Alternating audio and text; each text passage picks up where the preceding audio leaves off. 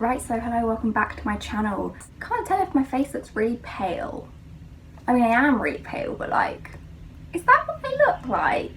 So basically, I think yesterday or the day before, I asked for questions about sixth form on TikTok because I have just finished sixth form and wanted to film a video kind of answering any questions people had about sixth form. So I wrote all of the questions down in my notebook and I'm just going to try and answer them to the best of my ability. I won't have phenomenal answers for some of them because some of the questions aren't particularly relevant to me, so I don't know how well I'll be able to give advice on the topic. Like, I'll try, but will it be good?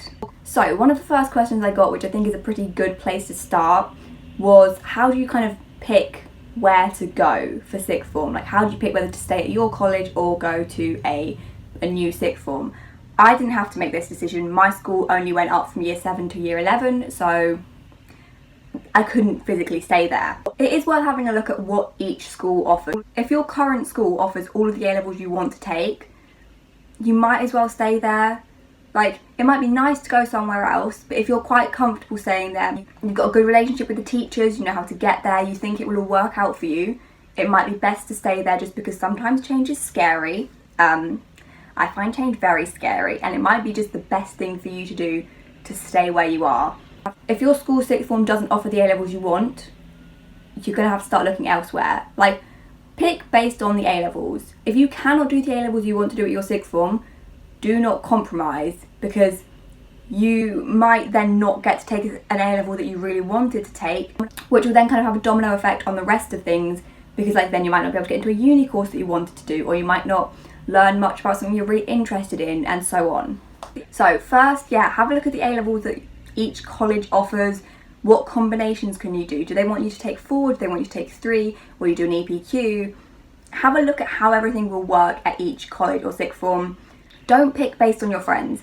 Like, I get that it's nice to go with your friends, but you really don't need friends at sixth form. Like, a controversial opinion, but like, I didn't particularly have friends, like friends at sixth form, and I turned out fine. But I'm very introverted and don't like people to begin with, so also speak to the people around you. Ask your friends for their opinion. Where are they going? Why are they picking that place? Like, don't just say, oh well, my best friend's going to this sixth form, so I'm going to go there. Why are they going there? They might only be going there because it's closer to their house. They might only be going there because it's got a course that they want to do, but it's not got the course that you want to do. Like, don't sacrifice your education for someone else. I don't really know if that explicitly answers the question, because I can't tell you, like, oh, stay at your school or go to a different sixth form. Like, I just can't. It's just not something I can do when I don't know the situation at all. Another question I got, which is a pretty good place to start, is how do you pick what A-levels to choose? It's kind of difficult to pick. Most places tell you to do 3. I would do 3. No university will give you an offer saying you need 4 A-levels. I don't think that's a thing. It's not worth doing 4 and kind of messing up your chances of getting your 3 A stars in 3 and then you only get 4 A's or something, which is still fine, but like, you see, as much as you want to do the things that you're good at, you also want to do the things that you enjoy. Just because you're good at something in GCSE doesn't mean you'll be good at it at A-level. Like, be prepared to go from getting like an A star to getting a C. It just happens to people at A-level because the A-level content is very different. It's much harder. It's marked much differently, and GCSEs are very easy compared to A-levels. But I personally would always recommend taking an essay subject. So English literature, English language, history, geography, humanities, sociology, psychology, that kind of thing, because essay skills are always good to have.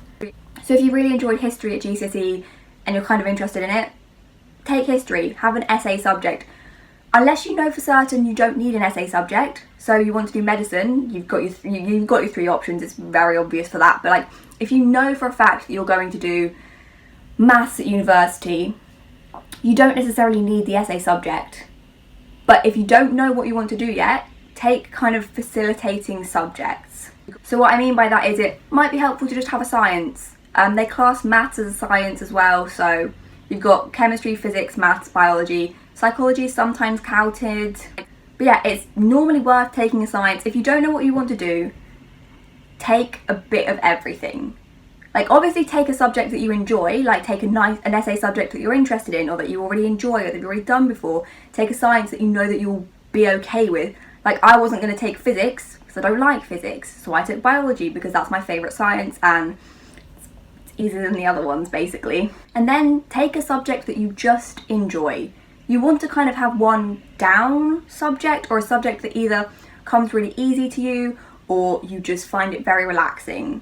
Like music, drama, and I'm not saying like creative subjects are easier, but most people tend to find them more relaxing. Apart from art will stress you out.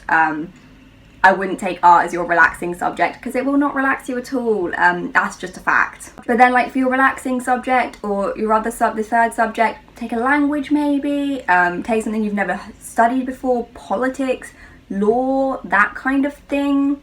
If you already know what career you want to do, it's very easy to then pick your A-levels. Like if you want to do medicine, biology, chemistry, maths. If you want to do healthcare, you need your biology. If you want to do law, you need an essay subject, so like history, politics, law, English, that kind of thing. Like if you've already got a kind of idea of where you want to go, do an A-level that facilitates that. Like if you want to do social sciences, take a social science. But it is worth taking a good combination. Most people tend to kind of take the A-level in one direction, but it is sometimes worth taking a wider variety. Like you might want to take biology, drama and French. They're not all related, but you've kind of got options with something like that. Whereas if you took biology, physics and chemistry, your options are much more limited. You're going into science. Just what do you enjoy? What do you want to study? Sixth forms normally give you like a brochure, prospectus I think it's called, and it will kind of tell you requirements. If you can't get into the subject, maybe don't try and take it. Like make sure that you can get into the subjects that you're picking, because it's not worth having your 3 options sorted and then you get there to enrol and they're like, actually no, your GCSE wasn't good enough for this. But also look at what they say they study. They normally give a brief summary. It's not very good normally. Like my biology summary or something was like, oh, we study cells. I was like, wow, I didn't know that, thanks. But like have a Google about the subjects. Most sixth forms will have a website. They'll kind of tell you things about them. Have a look at the exam weighting. If you do really well with coursework, look for things that are more coursework based, because if you don't do well in exams and then you go and you've got 3 massive exams, it's not going to go that well for you. I also got asked basically what are my A-level results. I did not do A-levels. I did the International Baccalaureate Careers Programme, so it's not the IB diploma. I didn't do the 6 subjects. I did 2 subjects and then an extended diploma. So I did biology at high level, psychology at high level, and health and social care. Hated health and social care, it's so boring. Very easy though.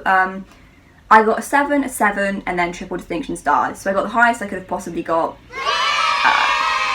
Go me, incredible, we love to see it. Someone just called me, so my phone vibrated and fell off of this, so I don't know if I'm in the same position as I was before. So yeah, someone asked, what do you take on the first day? And it's not the same as secondary school, you don't get your books provided for you and things like that.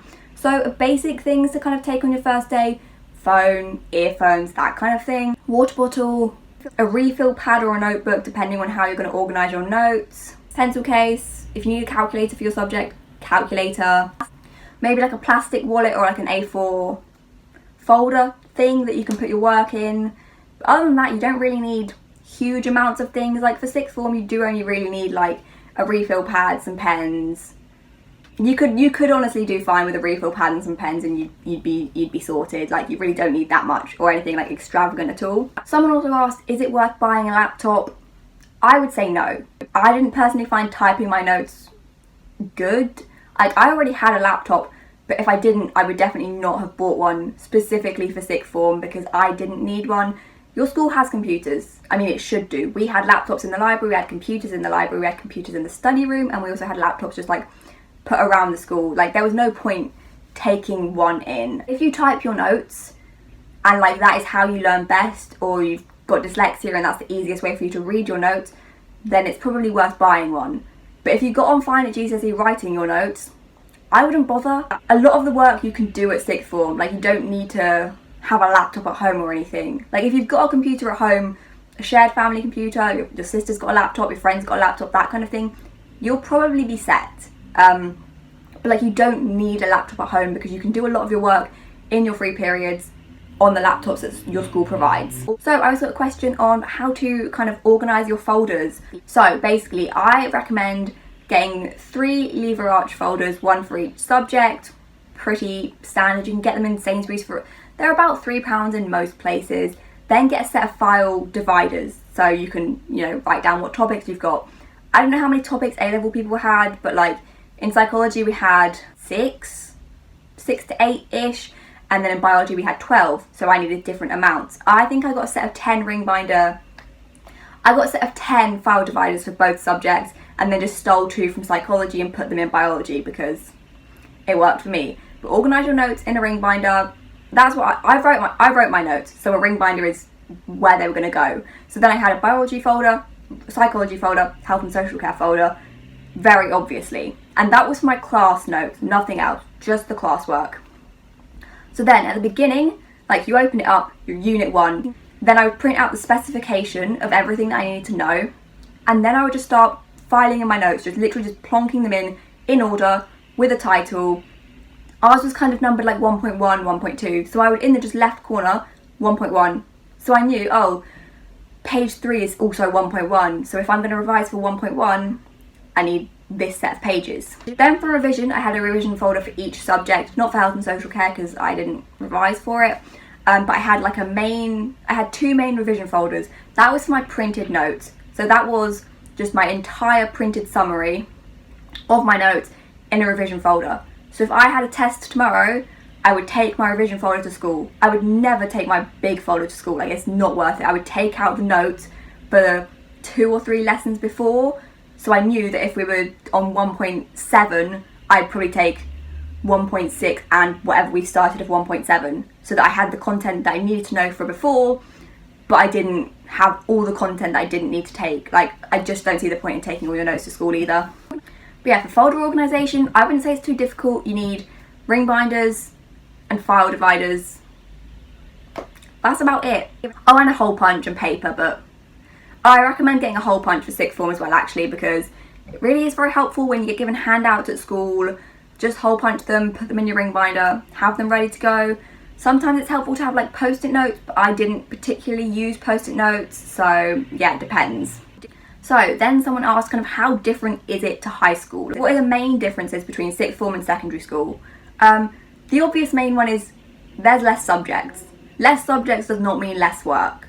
Just to put it out there, just because you're doing 3 subjects rather than 7, 8, I don't know how many you do in GCSEs, is not necessarily less work or easier. So another key difference is that you will have 3 periods in most sixth forms.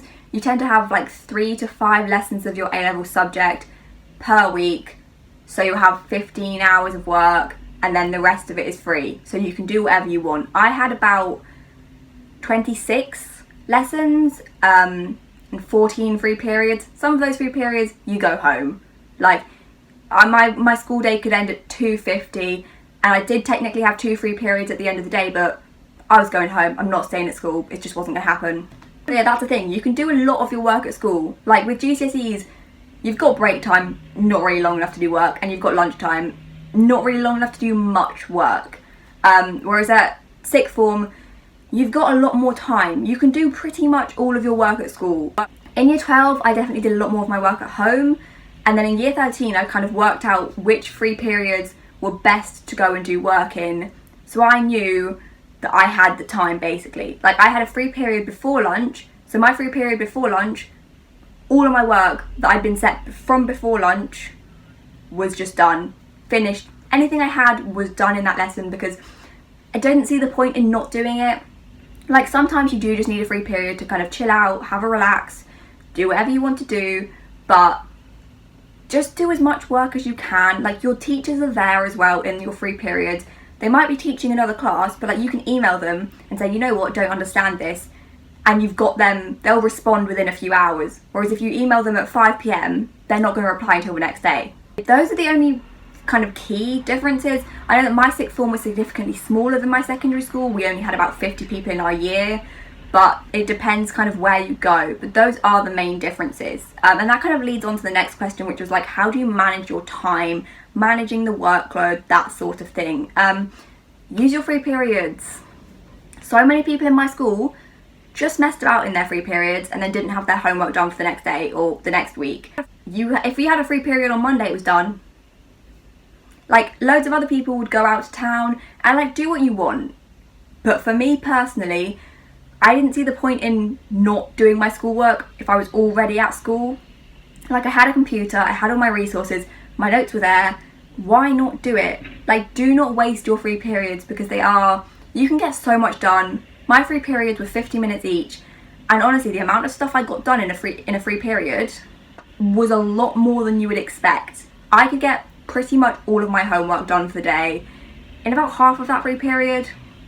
And then even in my free periods, if I wasn't doing specifically homework, do a little bit of revision, watch a TED talk, do something productive. Like, obviously, yes, sometimes you want to just go to town, do something else, but use your time productively. But yeah, to manage the workload, do the homework when it's set. I got set an essay on Friday for psychology. I wouldn't do it on Friday because I wouldn't get home until about 7. Saturday morning, that was done before 11 o'clock. It wasn't due in for another week, but why would I wait? If I've got the time, why would I wait? Same with like coursework, EEs, reflective project, EPQs. Get it done. You get set it, you've got months to do your big essay things. You can get them done very quickly. This sounds very simple. Do your work when you get set it. For some reason, other people didn't seem to click that was how things should go, but since secondary school, I've always done my work as soon as it was set. If I got homework set for history, period 4, it was done in lunchtime. I'm a little bit more chill about that now, but still, if I got homework set on Thursday, it was done by Thursday evening, latest Saturday. Like, I didn't particularly do work on weekends. I also didn't particularly have to do any work at home. Year 13, the only work I did at home would be a psychology essay because I didn't have time to do it at school. But other than that, all of my homework, schoolwork, coursework, exam prep was done at school. So then I kind of got like generic revision questions. I got question R, flashcards helpful. I personally, for biology, not for me, didn't work. For psychology, they were helpful for me because I would just put my study on the flashcard. And because I went on the bus each day, it was easier to kind of take some flashcards with me than take a whole folder with me to revise. So they can be helpful, but if you're not going to look at them, like if you don't have information that you can condense into a flashcard, don't bother. Like some things like maths, I don't know how helpful a flashcard would be. I didn't find it helpful for biology because there were so many diagrams and so many labels that they just didn't fit on a flashcard for me, and it was easier to have like a poster or something like that. But general revision, start your revision in year 12. I started my revision, like my bulk kind of making flashcard stuff, May of year 12. I mean, I was kind of revising before, but like my actual big revision process started in May of year 12, a year before my exams. Can't say the same for GCSEs. I did start revising in April. My first exam was in May, but we learn, you know, we got our shit together. So basically at like the end of the week or end of the topic, I would go home and I would type up kind of a summary of my notes. I wouldn't just sit with my notes and type them up word for word, but like key definitions. I'd make glossaries. I found glossaries really helpful because a lot of psychology was definitions for me, so if you didn't know the definition, you were screwed. So I would make a glossary of everything we just learnt in cognitive. Then I'd save that into a cognitive document. Same for biology. I would save all of my glossary for cells in my cells document, and so on and so forth. Like, organise your revision and do it as soon as you can, because you will probably have mocks in May of year 12, September of year 13 and January of year 13, like proper kind of mocks. You want to start revising for your May mocks, but kind of after your May mocks, you've got all of summer. You can very easily learn all of the content. I thought, honestly, for September, I'm not going to be ready, I'm not going to remember enough stuff. It was very easy to kind of get my stuff together because I had learned all of the content in summer, and I'd made all my revision documents earlier in the year, so going back in September to do the mocks about a week after we started wasn't a problem for me because I had all my revision notes. I didn't have to sit there and make more revision notes at all. Like I just didn't have to think about it because I had it all done. So start your revision early. Ask your teachers questions. If your teachers offer a lunchtime session, go to it. Like, your teachers will probably start offering revision sessions in year 13. They're never really compulsory. Ours was like, come along if you want to, drop in and ask a question if you want to. Like, it wasn't necessarily a session, but it was like, I'm free at this lunchtime, come in and ask me questions. Do it. Don't just go in and be like, oh, I don't really understand something. I would go in and ask very specific questions, and I would take their notes with me. Me and I would write my own notes, and my teacher would kind of doodle stuff, and I would take that with me because it was kind of helpful. I also got a lot of questions about kind of managing your social life. I don't have a social life, so I wouldn't say I'm qualified to answer those questions, but you really can kind of maintain a social life at sixth form. Like, you can either basically interact with people at sixth form and do your work at home, or interact with people at home and do your work at sixth form. I just do my work at sixth form and nothing at home, but like, you can spend your free periods hanging out with people, going to meet your friends at a close sixth form, something like that, and then go home and do your work. Like, try and split it. Like, preferably do your work at sixth form and then meet out with people at home, because it's just makes more sense. But like, you can split your weekends. Saturday I'm going to meet my friends, Sunday I'm going to do my work. I think it's very easy to manage and split your time like that. Yeah, that is everything I've written down in my notebook as questions. Anything else that you have any questions about, ask me probably in the comments or on Instagram, or on the TikTok. I probably won't take it down, to be honest. But yeah, I hope this was helpful. But yeah, I hope you enjoyed it. I think I am going to do another sixth form video at some point, like maybe like year 12 advice, something like that. I can do a health and social care subject specific video, but I don't think I have much to say, whereas for biology and psychology I had a lot to say, but for health and social care, like, I didn't really try very much, so I don't really have much I could say and be like, oh, revise like this, because I just didn't do it. But yeah, I hope you enjoyed the video. I hope it was helpful in some respects. If you need me to clear anything up, let me know in the comments, because I'm not the best at speaking sometimes. And also, if I didn't answer your question, let me know and I'll answer it down below. But I think I answered everything that was on the post once, like at the time of filming this. So yeah, thank you very much for watching.